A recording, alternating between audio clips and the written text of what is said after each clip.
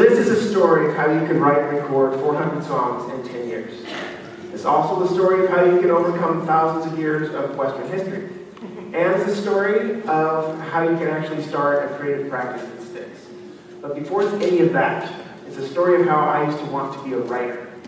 I really wanted to be someone who had written a book. So back in college, I would take my journal to a coffee shop and line it up on the table with my pen, cup of coffee, chocolate chip cookie, all just so.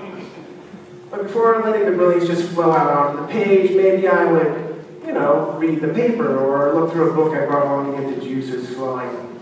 Eventually, I'd get around to opening that journal.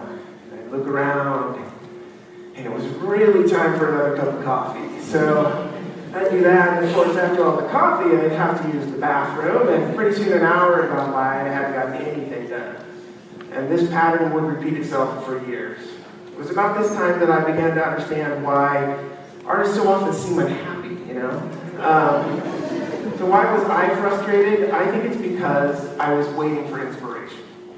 Without really trying, I absorbed the idea that that's what artists are supposed to do, right?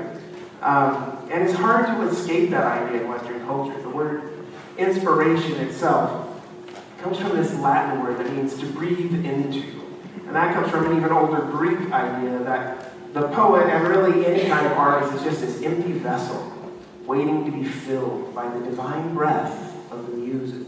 The muses maybe they still are, these 9 goddesses who were like the patron saints of all the arts. So for thousands of years, if you wanted to say write a poem, you would begin with an invocation of the muses. Sort of like an insurance policy. You'd say, "Oh muse, smile upon me as I write," and you just kind of look at things and work out for the best. So in the Western tradition then, to be an artist is to be someone who waits for inspiration in a very real sense. It's like it's out of your hands. To create anything of real value, you have to wait for the muse to give you the green light. But I'm here to say that this is precisely backwards. You should not wait for inspiration. Instead, I think you find your creative spirit by just trying stuff out, by making things. And that word spirit notably shares the same Latin root as inspiration. It's all about breath. But what we're talking about here is finding your own breath, finding your own voice, and not the voice of some Greek goddess who might speak through you, right? So this is my point.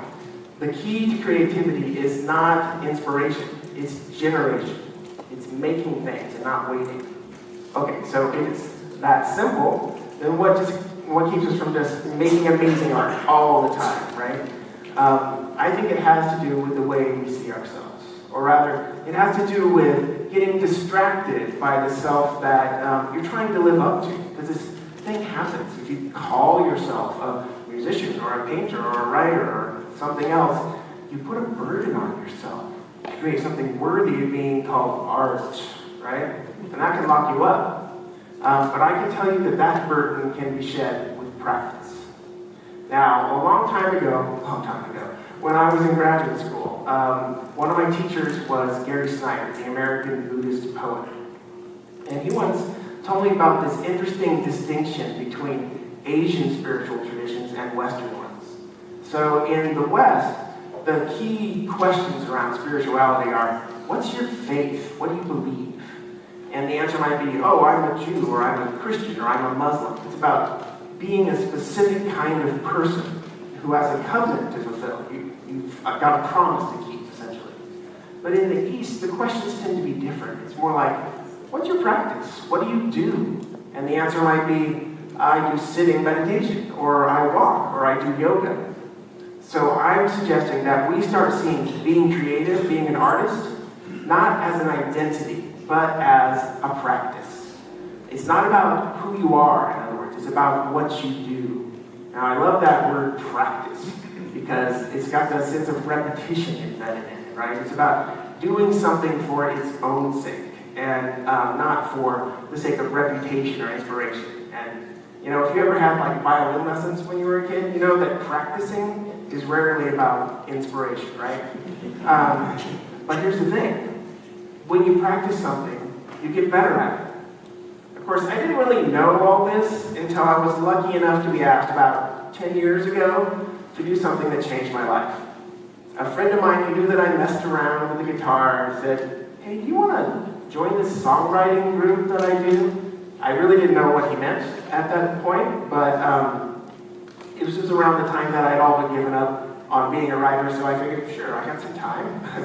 I'll try it. Now, the point of the songwriting group was not to write the best song possible, right? It was to write as many songs as possible. It was to practice songwriting. And this is how it works. You pick a 24-hour period once a month, and then you write and record as much as you possibly can. There are all-nighters involved sometimes in that time. Aim for a minimum of 6 songs, and then bring all your tracks along with some good food and wine to a potluck at the end of the month and share what you did. Since I started doing this practice, I have written and recorded more than 400 songs, and most of them are total crap.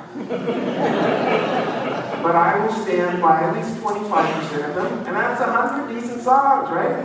And I think I've been able to produce that much because the songwriting group changed the way I think about creating. But before I tell you how, I'll tell you something that surprised me. It's not about discipline. You may have heard about artists like William Stafford, the poet, who famously got up every morning at 4 a.m. for 50 years and wrote poetry like clockwork. The poems just stacked up, he won awards, very successful. And that's great if you've got that kind of discipline, but if you're like me, every time you've tried to start a regular routine like that, it really just hasn't lasted. And I found that, for me, discipline is a lousy motivator.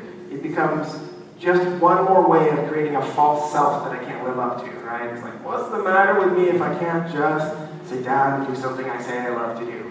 And if I miss a day, does that mean I have to do twice as much the next day? And then suddenly I'm anxious about all of that and I'm not doing anything, right? Okay, so if it's not about discipline, what can make a creative practice stick? What can help us keep from waiting for inspiration that might never come? What if the muse stands us up? I've found that, for me, it comes down to 2 things. The first one is you have permission to suck, right? To just get something down. The point is to start doing something, to start practicing, and ideally to get lost in that state that psychologists call flow. That's when you lose track of time and you forget yourself. And interestingly, once you forget yourself, self-confidence is really not such an issue anymore. So this is a way of saying it's more about process than end product. Knowing that the end product can suck is immensely liberating. And if along the way you happen to create something that's pretty good, well, bravo, you're ahead of the game, all right? So every time I go down to my basement studio, I sense those flickers of doubt. They're sort of like tigers waiting in the grass at the edge of the clearing, right? But as long as I go down and start doing something, even if it's terrible, I get lost in flow and the tigers just kind of drift away. So that's the first thing.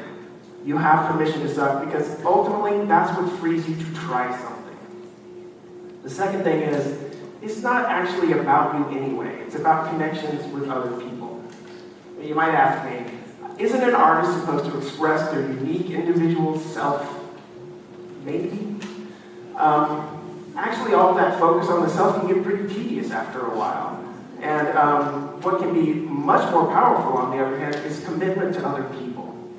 So I know with my songwriting group, even if no one else in the world hears the songs I do in a given month, the people at the potluck will sit there for 10 minutes and listen to me, or listen to my tracks play, and I'm grateful to them for that. And they know that I will do the same for them. So showing up with something done is just a way of keeping your promise. To yourself, yes, but also to the group. And over the years, this songwriting group has become as much a way to connect with friends as anything else. So songs get written, and that's great, but really the community of it is better. So that's the second thing. It's not really about you, it's about connections with others. So really, no matter what you do to feel creative, whether that's making art or fixing cars or working in your garden, remember those 2 things. You have permission to suck because it really will be okay. And it's more about connecting with other people than getting stuck in yourself.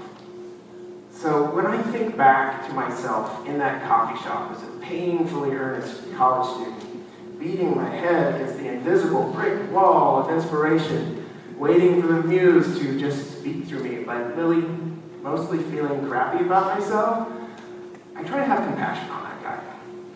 Because I didn't know at the time that creativity doesn't need to be this weird struggle to express yourself in a unique way. If I could go back and talk to myself, like slap myself in the face, here's what I'd say. Creativity is not so much about self-expression as it's about getting over yourself and getting out of your own way so you can just let something happen. Something maybe like this. Hit it, Dan.